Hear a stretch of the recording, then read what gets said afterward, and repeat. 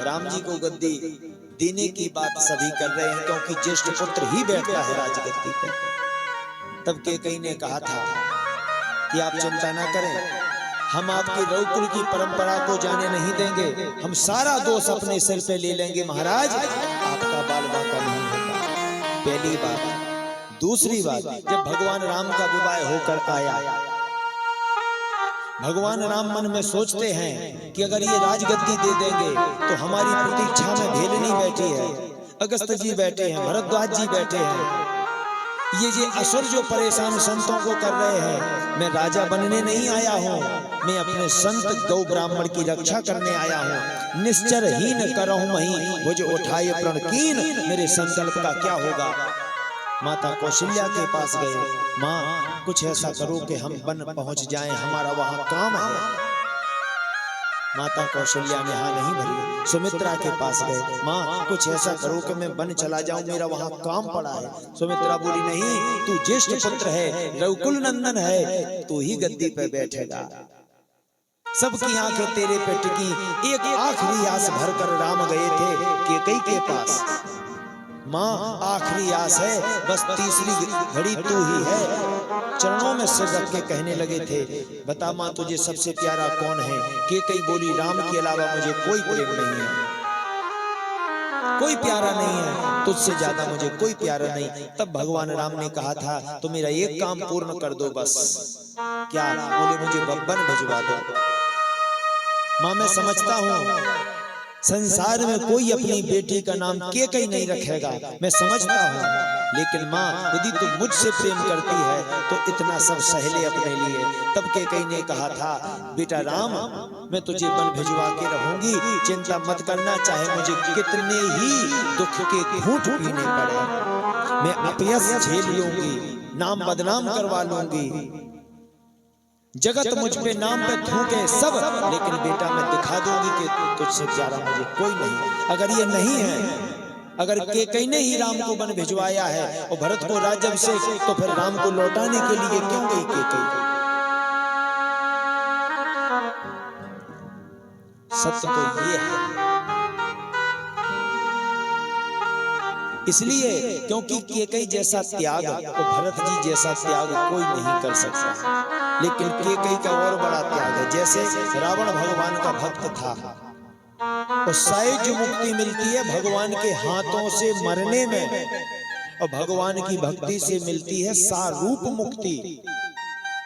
मुक्ति है चार, क्रम मुक्ति मरोगे यहीं फिर जन्म लोगे, सधो मुक्ति मरने के बाद महात्मा मठाधीश बन जाओगे, सारूप मुक्ति भगवान के पार्षद बन के भगवान के धाम पहुंच जाओगे। शिवलोक में शिव जी के पास पहुंच, शिवलोक जो शिव जी को मानते हैं वो शिवलोक जाते हैं, जो राम को मानते हैं वो साकेत धाम जाते हैं, कृष्ण को मानते हैं गोलोक धाम जाते हैं, और संसार को मानते हैं तो मृत्यलोक आते हैं। है तो मानने पे, पर सबसे बड़ी मुक्ति है सायुज्य मुक्ति, जिसमें प्राण ज्योति निकल के भगवान में समाहित हो जाती है। ये कब मिलती है? भगवान से बैर करके, प्रेम करके मिलती है सारूप मुक्ति, और सायुज्य मुक्ति मिलती है बैर करके। पर बैर करने की सामर्थ्य किसमें है? अभी तुम भगवान को गाली दो, इतनी 6 नंबर 8 नंबर की बौछार हो जाएगी। तुम भले ही मन से भगवान को मानते हो, तो रावण ने तो वो मुक्ति पाई है, सायुज्य मुक्ति। आज महाराज दशरथ अपने कक्ष में हाय राम हाय राम हाय राम, माँ का धन्यवाद करके प्रभु पिता के पास आए।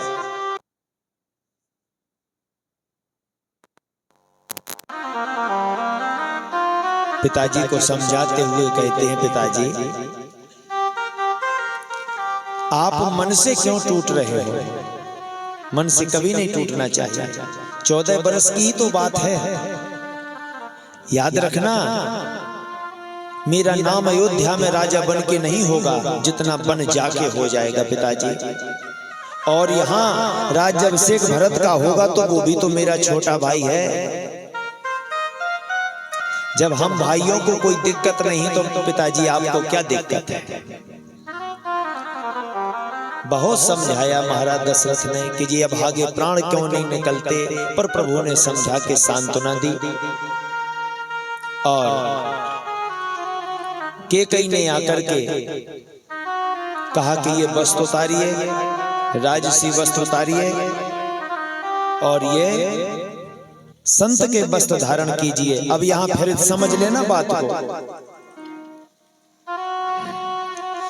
कि पुत्रवती युवती जग सोई, रघुपति भगत जासु सुत होई। विचार करना, जो राजा के वस्त्र पहनाए वो किससे जोड़ना चाहती है? संसार से। और जो संत के कपड़े पहना के भेजना चाहती है वन में, वो भगवान से जोड़ना चाहती है। देखो ये अंतर देखो। भगवान राम को राजसी वस्त्र पहना के संसार से जोड़ा जा रहा, पर धन्य है वो कैकेयी के संत के भेष धारण में करा के वन में भेज रही है बनाने के लिए। ये कथा संकेत करती है 5000 10,000 के सूट पहन के जगत की शोभा बना सकते हो, पर भगवान के घर की नहीं। कागज के फूल, कपड़े के फूल दिखने में सुंदर होते हैं, पर सुगंध ना होने के कारण आज तक भगवान के चरणों में कागज और कपड़े के फूल नहीं गए। और ये फूल अभी मुरझा जाएंगे, इनकी उम्र भी बड़ी नहीं, लेकिन भगवान के चरणों में यही फूल आते हैं क्योंकि इनमें सुगंध होती है। कागज और कपड़े के फूलों में सुगंध नहीं होती। तो याद रखना, तुम कितने ही महंगे कपड़े पहन लो, अगर जीवन में भक्ति की सुगंध नहीं है तो भगवान तुम्हें स्वीकार नहीं करेंगे। और भक्ति की सुगंध बन जाने में ही आती है। भक्ति की सुगंध भगवा वस्त्र धारण करने में ही होती है। तो पुत्रवती युवती जग सोई, रघुपति भगत जासु सुत होई। धन्य वो कैकेयी माता जिसने राम को ऐसा बनाया कि आज मरता व्यक्ति, जीता व्यक्ति, जन्म लेता व्यक्ति राम राम राम राम राम राम कहता है। क्योंकि हम जिस पीठ में बैठे हैं यहां से हम किसी को दोष नहीं दे सकते। हम उसकी कथा तह तक निकाल के लाएंगे, उसे निर्दोष साबित करेंगे। क्योंकि हमारे ठाकुर जी यहाँ सबको निर्दोष करने के लिए पधारे हैं, दोषी बनाने के लिए नहीं पधारे हैं। आज कौशल्या जी के पास प्रभु श्री राम पहुंचे। माता मां बड़ी प्रसन्न थी, पता ही नहीं क्या हो गया। बेटा जल्दी स्नान करो, जल्दी, अभी तुम्हारा राज्याभिषेक होना है। नहीं माँ, राज्याभिषेक तो भैया भरत का होना है, मुझे बन जाना है। सारा वृत्तांत बताया। धन्य माँ कौशल्या। कौशल्या चाहती कैकेयी के पास आती, झोंटा पकड़ती, चार मारती, लड़ पड़ती, गुथ पड़ती, लेकिन क्या बोली? आज समझ में आया, पुत्रवती युवती जग सोई, रघुपति भगत जासु सुत होई। आज पता चला जो मैं माँ तो तुझे संसार से जोड़ने वाली थी, धन्य है कैकेयी माँ जो तुझे भगवान से जोड़ रही है। वास्तव में अगर बना रही है तुझे तो माँ कैकेयी बना रही है। ठीक है बेटा, तू बन जा। देखो अंदर से दुख तो होता ही है, पर घर में राम राज्य रहे, घर में अव्यवस्था ना फैले, इसलिए माँ कौशल्या ने निर्णय लिया कि हमें वन मिला है तो वन में रहेंगे, वचन ये पिता का जो पूरा करेंगे। हमें वन मिला है तो वन में रहेंगे, वचन ये पिता का जो पूरा करेंगे। दुखी हो न मैया ये सौगंध में, दुखी ना हो मैया ये सौगंध में, हम आकर फिर तेरी सेवा करेंगे। हमें वन मिला है तो वन में रहेंगे, वचन ये पिता का जो पूरा करेंगे।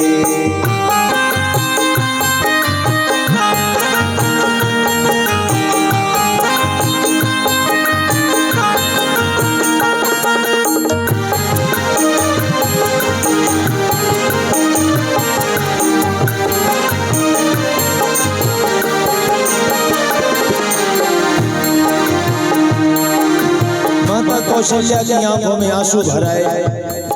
अपने प्यारे राम को हृदय से लगा लिया। राम ने कहा, माँ तुम्हें भूल जाऊं मुमकिन नहीं है, तुम्हें भूल जाऊं मुमकिन नहीं है। कहीं भी रहूं मेरा दिल तो यही है, कहीं भी रहूं मेरा दिल तो यही है। घटे चांद तारे हमें गम न होगा, घटे चांद तारे हमें गम न होगा। तेरा प्यार दिल से कभी कम न होगा, तेरा प्यार दिल से कहीं कम न होगा।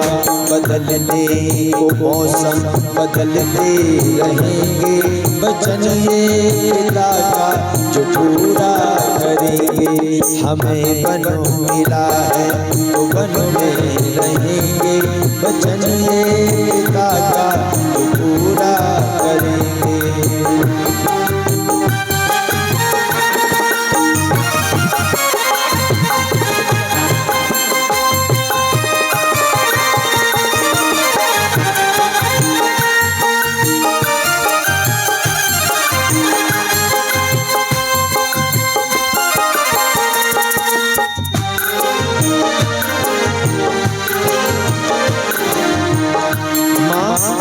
दुखी क्यों हो रही है? अपनी आंखों से आंसू पोंछ ले। बनेगा जो राजा वो भाई है मेरा, बनेगा जो राजा वो भाई है मेरा। तिलक जिसका होगा वो बेटा है तेरा, तिलक जिसका होगा वो बेटा है तेरा। न फिर तेरी आंखों से आंसू बहेंगे, वचन ये पिता का जो पूरा करेंगे। हमें वन मिला है तो वन में रहेंगे, वचन ये पिता का जो पूरा करेंगे।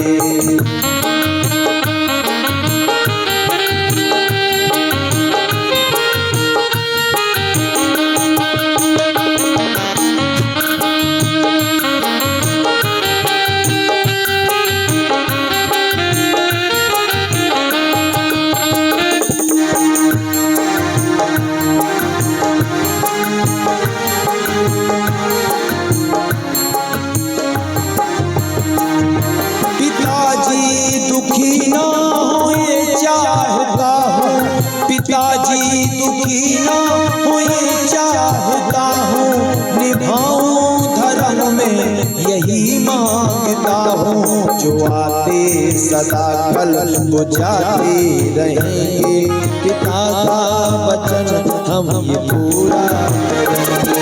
हमें वन मिला है तो वन में रहेंगे, वचन ये पिता का पूरा करेंगे।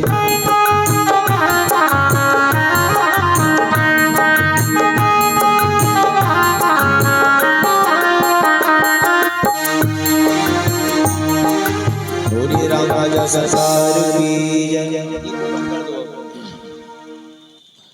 आज ये बात जब सुनी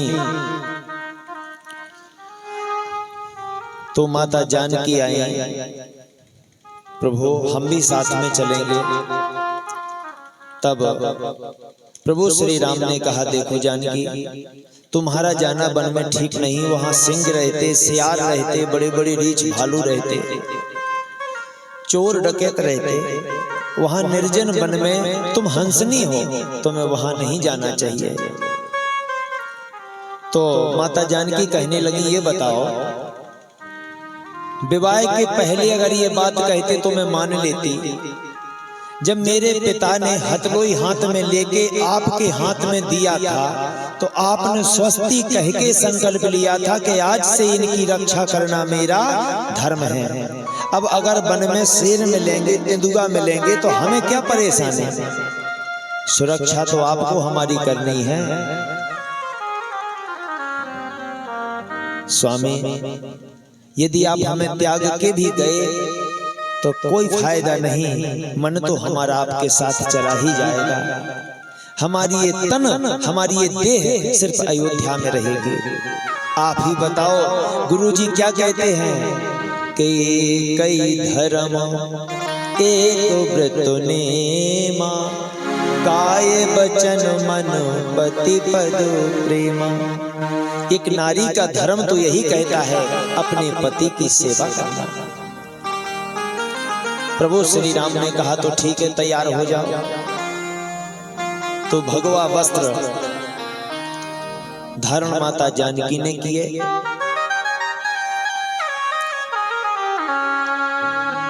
लक्ष्मण जी आए। लक्ष्मण जी ने कहा भैया हम भी आपके साथ चलेंगे।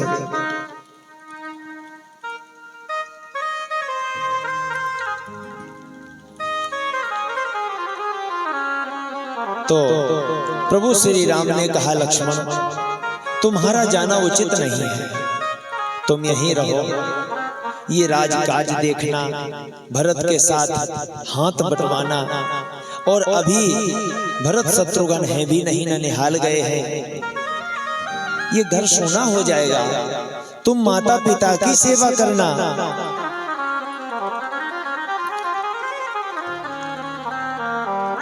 तो लक्ष्मण जी कहने लगे कि गुरु पितु मातु ना जानऊ काहू, कहूँ सुभाव नाथ पतिया। मैं किसी को नहीं जानता, आप ही हमारे माता, आप ही हमारे पिता हो। कि मोरे सवै एक तुम स्वामी, दीन बंधु और अंतर जामी। गुरु पितु मातु जानहि काहू, कहूँ तुम्हारा नाथ पतिया। मैं किसी को नहीं जानता, हमारे तो आप ही सब कुछ। लक्ष्मण जी से कहा राम जी ने तो ठीक है जाओ। माता से आज्ञा लेकर आओ। लक्ष्मण जी दौड़ लगा के गए सुमित्रा जी के पास। राम जी मनी मन हंसने लगे। अभी कह रहा था कि गुरु पे तो मात ना जाने काऊ, तुम ही हमारे गुरु, तुम्हारे मताई, तुम्हारी बाप, तो फिर माता से आज्ञा लेने क्यों चले गए? हंसने लगे। लौट के आएंगे तब। माता आज्ञा दो, भैया के साथ बन जा रहा हूं। सुमित्रा जी बोली तुझे हमसे आज्ञा लेने की जरूरत ही क्या पड़ी? तू बेकार में मुझ तक आया है। क्यों? कि ताते तुम्हारे मातो बेदेही, पिता राम सब भांत सनेही। लक्ष्मण जी बोले मिल गया उत्तर, मिल गया उत्तर। बेटा एक बात याद रखना। क्या मां? तेरी माता तो वैदेही है, आपकी माता वैदेही ही है। आपकी माता, मेरी माता, आपकी माता वैदेही है। शरीर की माता तुम्हारे घर है। समझ गए बात?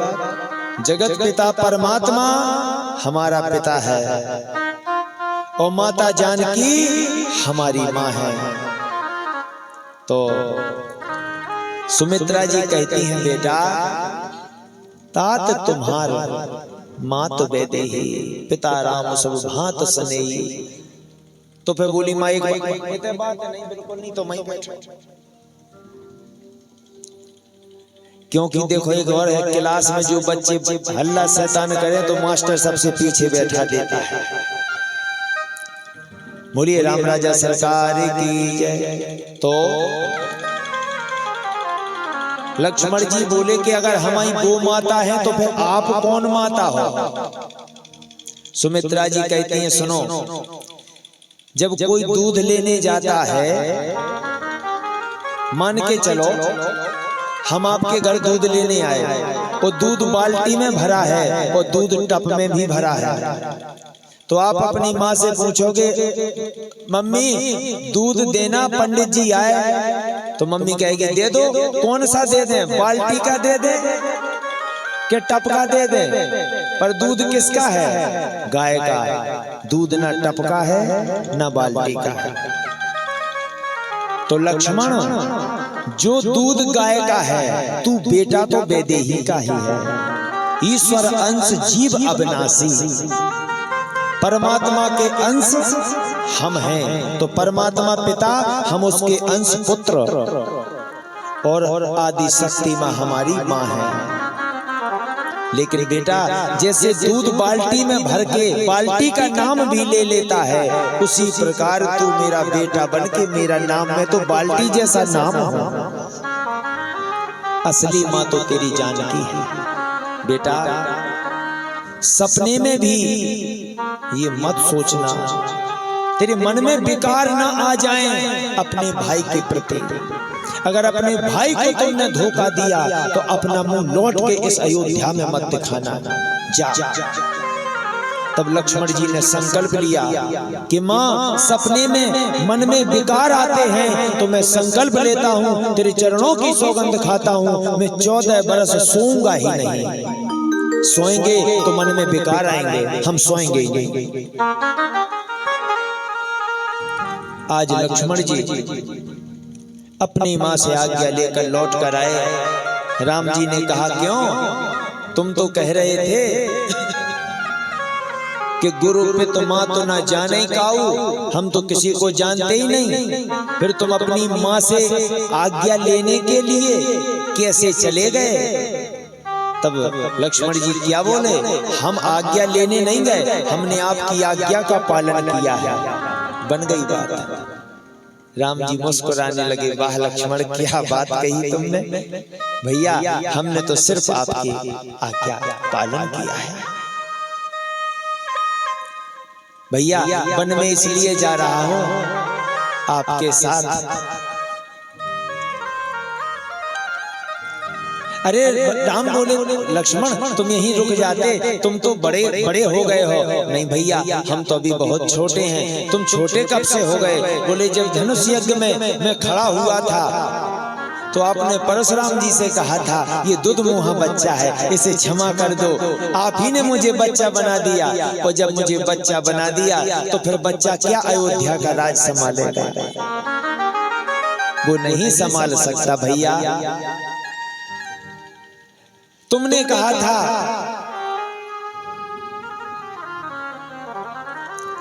लक्ष्मण जी कहने लगे भैया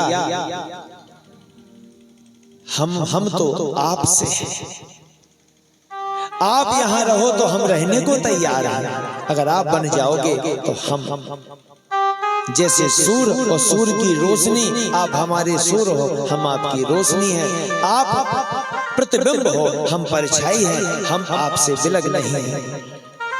ठीक है तो चलो। लक्ष्मण जी मन में सोचते हैं अब उर्मिला हाँ कहेगी कि ना कहेगी, समस्या तो फंसी यहां। लेकिन जब लक्ष्मण जी उदास होकर उर्मिला के पास गए तो उर्मिला धन्य है वो उर्मिला। उर्मिला किसे कहते? जो हृदय में मिलने की उत्कंठा बढ़ाए। उर्मिला हाथ में थाली लेके खड़ी थी। लक्ष्मण जी गए और बोली देरी काहे को कर रहे हो? सुनो जाओ, मैं तिलक करती हूँ, यहाँ मैं सब संभाल लूंगी, तुम वहाँ भैया की सेवा में रहना। ऐसी पत्नी हो तो प्रेम किसे नहीं होगा। आज की उर्मिला होती तो लक्ष्मण जी से कहती सीधे चलो भीतर, तुम्हें बहुत खुजली मच रही बन जाने की, चलो सीधे भीतर। तुम्हें नहीं। अरे आज आदमी अपने पत्नी की वजह से निमंत्रण अपनी मर्जी से नहीं करने जा पा रहा। विचार करो, आज की मांडवी होती तो भरत जी से कहती, सुनो तुम्हें बदनाम भी नहीं होने, तुम्हें तो राज मिलवाई है, किस्मत में ठोकर ना मारो, उन्हें जान दो बन, तुम बनो राजा, 14 साल को है मौका, बना लो हाथ जित तो बना पाओ। ये होती मांडवी। और जब ऐसी मांडवी, ऐसी उर्मिला जहां हो, वहां रामराज हो ही नहीं सकता। पत्नी चाहे घर को स्वर्ग बना दे और पत्नी चाहे तो नरक बना दे। अगर 3 भाई एक घर में 3 चूल्हे जल रहे हैं तो उनकी तीनों पत्नियों का पूरा पूरा दोष है उसमें, जिन्होंने ये 3 चूल्हे करवाए हैं। लेकिन धन्य है उर्मिला, पति का रुख देख के आप काम करना सीख जाओ। कर्म से प्रेम होता है। और तुम इनकी ये कई शिकायत है, हमारे बे तो हमें चाउत नहीं आया, हमारे बे हमें बिल्कुल नहीं चाउत, कहां से चाहे, तुम्हें काम ही ऐसे करना। आज विवाह है, समझौता बना हुआ है। पति से कहो सो बेकत हमें नहीं झेल रहे, और पत्नी से पूछो जो कर लगती, अब जे बंद गए गले से हमारे बाप ने बांध दो, सुकड़ो रह रहे। ऐसे रिश्ते प्रेम नहीं है, रूखे रिश्ते। जहां पति का रुख देख करके, अब विचार करना, माँ का आज्ञा सूचक आदेश होता है और पत्नी का निवेदन होता है। अब देखो, पत्नी करती है आज्ञा सूचक बात और माँ करती है निवेदात्मक। माँ कहेगी, बेटा मऊ जा रहे, थोड़ी जल्दी आ जाइयो क्योंकि रात के समय खराब है, ऐसा कहेगी माँ। और जब पत्नी करेगी फोन, कहाँ हो, अबे तक नहीं आए, बताओ जो निवेदात्मक है कि आज्ञा सूचक, जो है शत्रु सूचक। जो न निवेदात्मक है ना आज्ञा सूचक, जो शत्रु सूचक।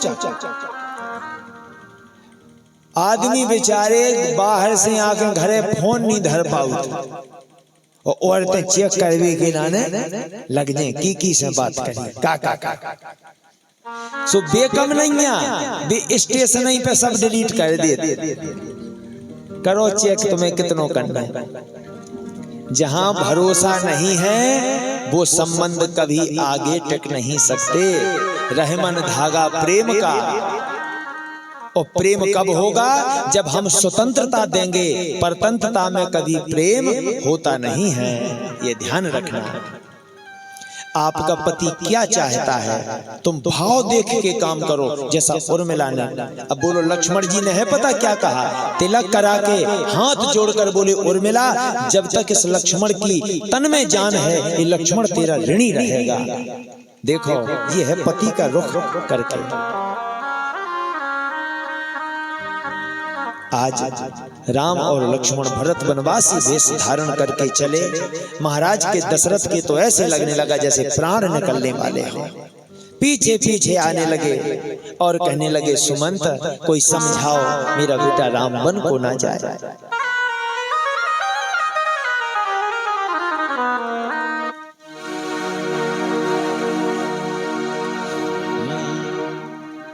कि बन को चले गए,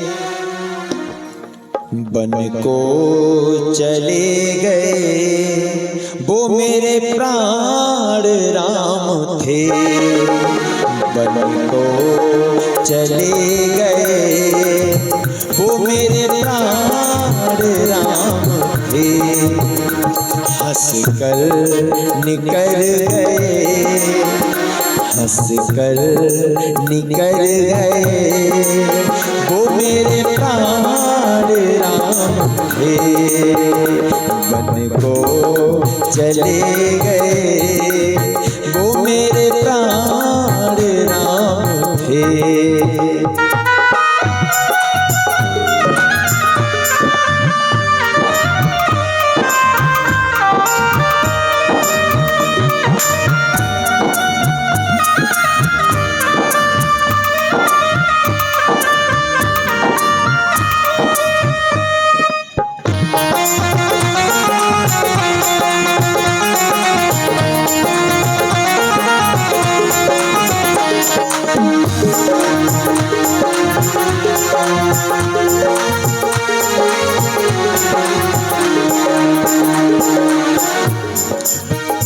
जाने किस पाप ने मुझको सजा दी है,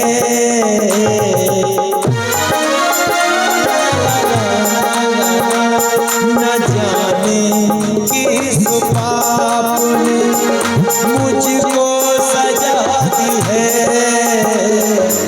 अयोध्या में कौन शत्रु ने आग लगाई है, मेरे वचन रख गए, मेरे वचन रख गए, वो मेरे प्राण थे, हंस कर निकल गए, वो मेरे प्राण थे।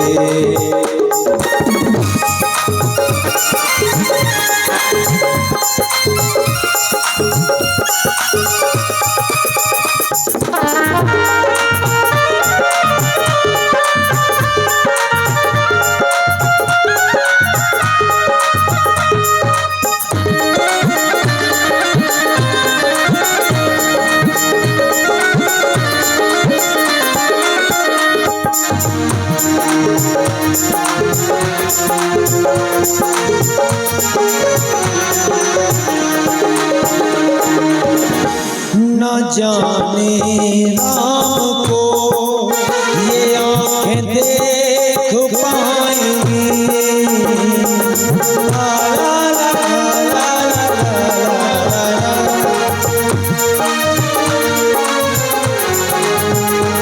न जाने राम को ये आँखें देख पाएंगी, रो रो के अभागिन जब तक फूट जाएंगी, बड़ा दुख वो सह गए, बड़ा दुख वो सह गए, वो मेरे प्राण राम थे, हंस कर निकल गए, वो मेरे प्राण राम थे।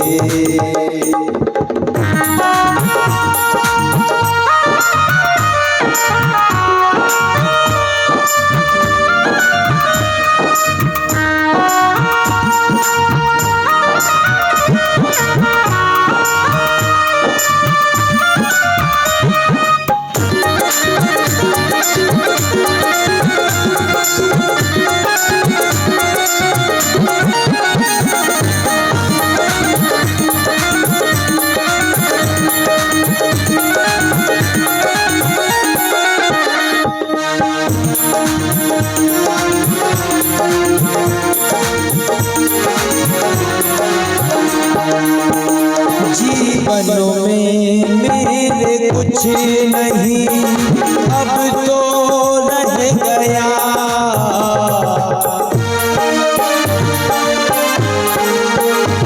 जीवनों में मेरे अब कुछ नहीं रह गया, कि कहिए किस कहर से जीते जी मर गया, जीते जी मर गया, आएंगे कह गए, आएंगे कह गए, वो मेरे प्राण थे, वो चले गए, वो मेरे प्राण राम थे।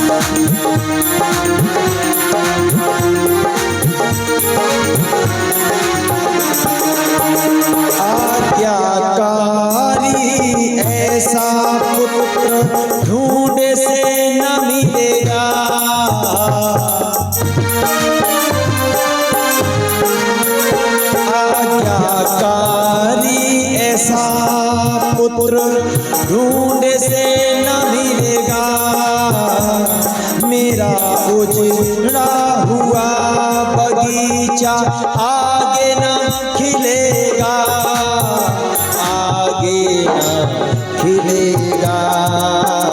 खिल के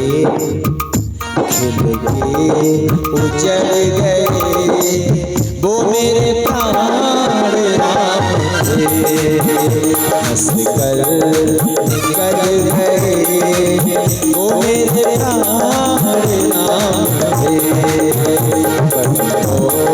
चले गए वो मेरे राम थे, वो मेरे प्राण राम थे, हंस कर निकल गए वो मेरे प्राण राम थे, हंस कर निकल गए मेरे प्राण राम थे। आज जिस जिसको पता चला मानो पैरों के नीचे से जमीन खिसक गई। जहां राज अभिषेक के सपने देखे हों और पता चला कि राम को तो वनवास हो गया है, सब बड़े दुखी हो गए। कीचड़ रथ सी सहित दो भाई, चले हृदय अबदई से रुनाए, कि सब ही बेचारो कीन मन माही, राम लखन सिय बिनु सुख नाहि। जब रथ पर बैठे अयोध्यावासी आगे खड़े हो गए, महाराज हमें छोड़कर मत जाओ। राम जैसे जल से निकाल के मछली को विलग कर दिया जाता है तो वो ज्यादा समय नहीं टिक सकती। हमारा दोष क्या है जो हमें छोड़ के जा रहे हो? भरत जी को राज मिल जाए, अयोध्यावासी बोले मुझे कोई दुख नहीं है, पर आप बन जा रहे हो, दुख इस बात का है। आपको पता है आपके बन जाने पर हम 14 साल दिए नहीं जलाएंगे। आपको पता है हम अपने बेटियों की शादी नहीं करेंगे, क्योंकि शादी करेंगे तो मंगल गाना पड़ेगा, मंगल गीत होंगे। जब हमारा मंगल बन जा रहा है तो हम मंगल गीत कैसे गाएंगे? हमें छोड़कर मत जाओ। प्रभु श्री राम ने बहुत समझाया, पर प्रेमी कहां मानते हैं, रथ के पीछे पीछे दौड़ने लगे। गोस्वामी जी महाराज कहते उस समय आंख को अश्रुधारा बह जाती है जब माताएं अपने बच्चों को लेकर रथ के पीछे दौड़ लगा रही हैं।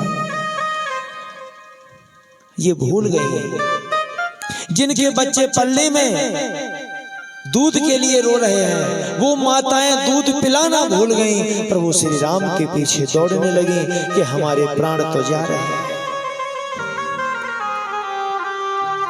जो गायें थी वो बछड़ों को भूल गईं। अयोध्यावासी जो गृहकार कर रहे थे सब छोड़ छोड़ पीछे दौड़ रहे, साहब रोते जा रहे हैं, हमें छोड़ के मत जाओ, हमें छोड़ के मत जाओ। प्रेम कर्म से होता है। जब तुम्हारे जीवन में राम का आदर्श आएगा, तुम्हारे गांव छोड़ने पे तुम्हारा पूरा गांव रोएगा तुम्हारे लिए। आदर्श और कर्म से होता है। आज तमसा नदी पर पहुंचे, रात्रि विश्राम किया। मध्य रात्रि में सब सो रहे थे। प्रभु श्री राम ने सुमंत से कहा चलो रथ बढ़ाओ, नहीं तो हम आगे नहीं जा पाएंगे। सोते हुए अयोध्यावासियों को छोड़ दिया। आज लक्ष्मण जी को पता चला कि मेरी माँ ने बहुत अच्छा कहा था कि सपने में विकार, आज अगर मैं सो रहा होता तो भैया मुझे भी छोड़ के चले जाते। मेरी माँ ने सही कहा था कि सपने में विकार आते हैं। बड़े प्रसन्न हुए। अब सोना क्या है जानते हो कि मोहे निशा सब सोबन हारा, देखत स्वप्न अनेक प्रकारा। तुम मोह की निशा में जब तक सोए रहोगे भगवान तुम्हें छोड़ के ही चाहते रहेंगे।